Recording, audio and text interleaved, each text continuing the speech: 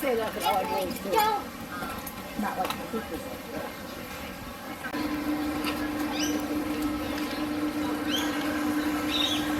Maisri.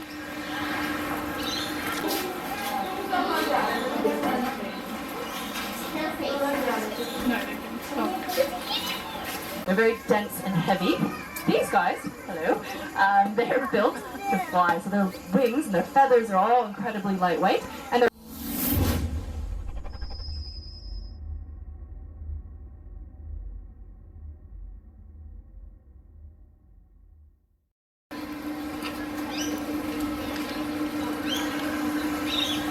Maisri.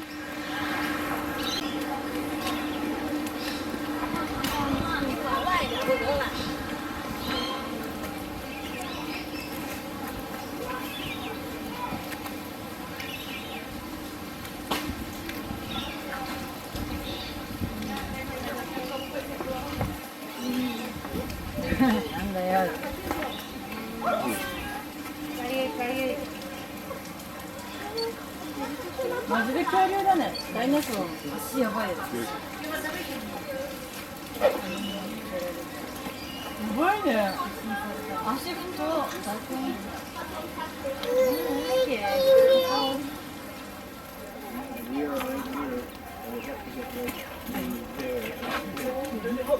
Okay.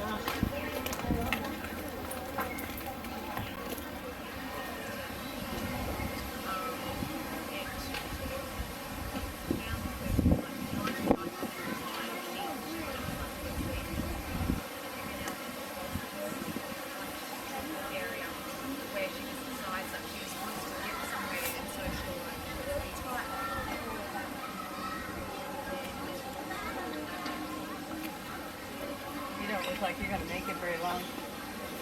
You're tired.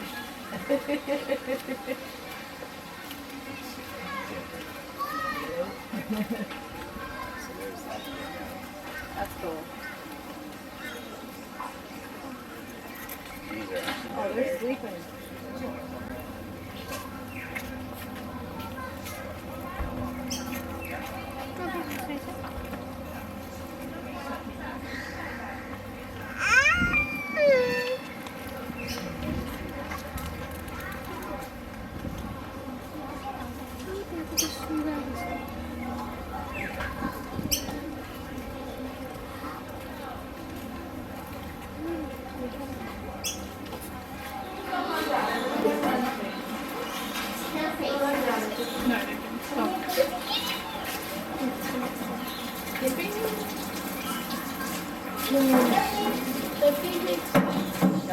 I'm also going to be joined by Tess and Ryan, who are going to help me fly the birds you're meeting today.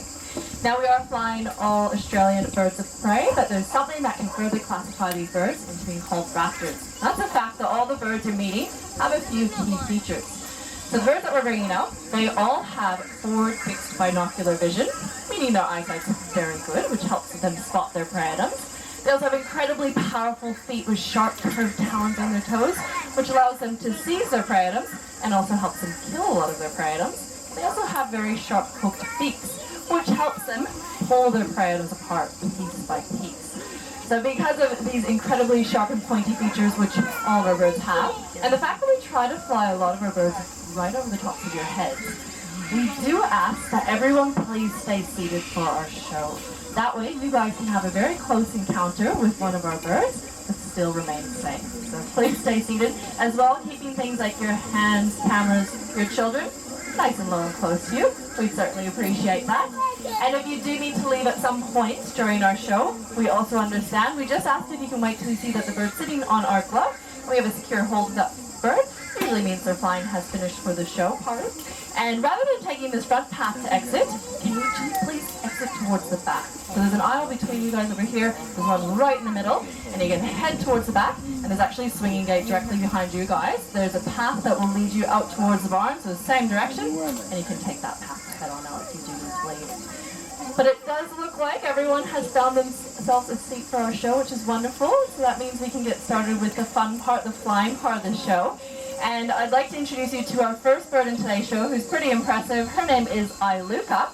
And she is a beautiful white-bellied or white-breasted eagle. The females tend to be a lot larger than the males. It's pretty impressive. Now, as a sea eagle, her name also suggests to us where we find these guys out there in the wild and what type of food they also like to prey upon. So, sea eagle, they're found along our coastlines here in Australia near our sea. But they do follow rivers and streams. They'll also be found around our dams, a couple 100 kilometers inland, because they're going to be hunting and searching for a lot of seafood. Makes up most of their diet. They love their fish. That's exactly what I was feeding Iluka when she landed on that front perch. Lots of her favorite food. But they also hunt animals like sea snakes, the waterways, as well as baby sea turtles. And things like crustaceans too are on the menu, especially if they wash up on shore. That's why you possibly spot yourself in Iluka or one of her relatives trying to hunt their next meal. But we're now going to focus on one of our nighttime hunters, or a nocturnal species.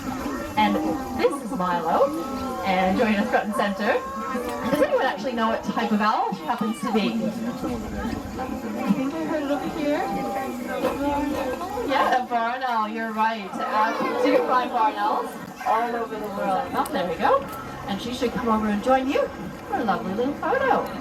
Well done. She'll gobble that tasty little mouse bottom down like a piece of spaghetti. Slurp, slurp.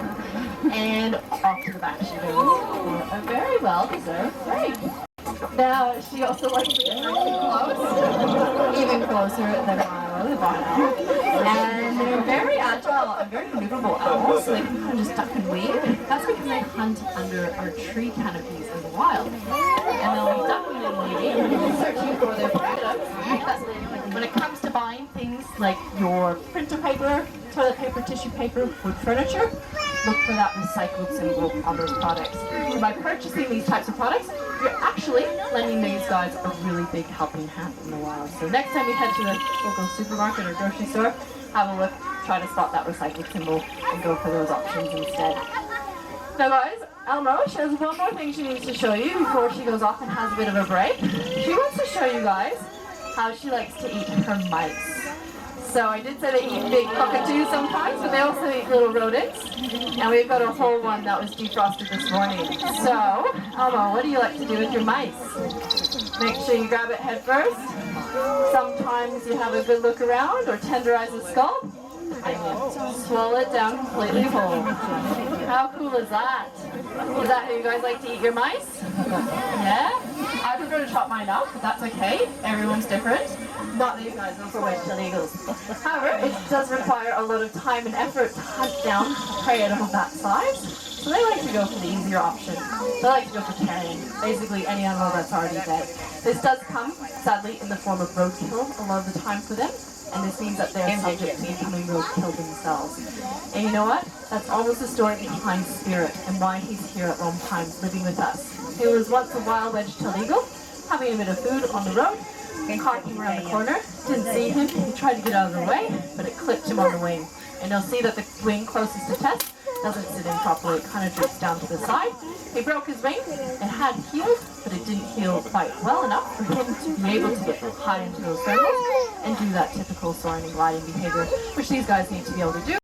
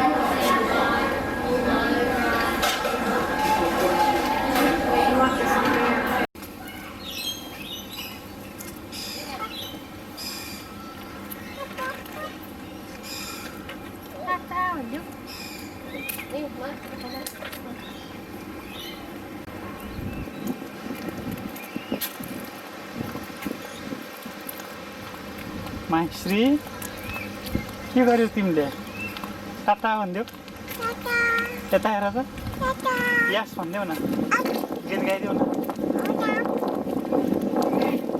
म्याउ म्याउ बिरालो म्याउ म्याउ बिरालो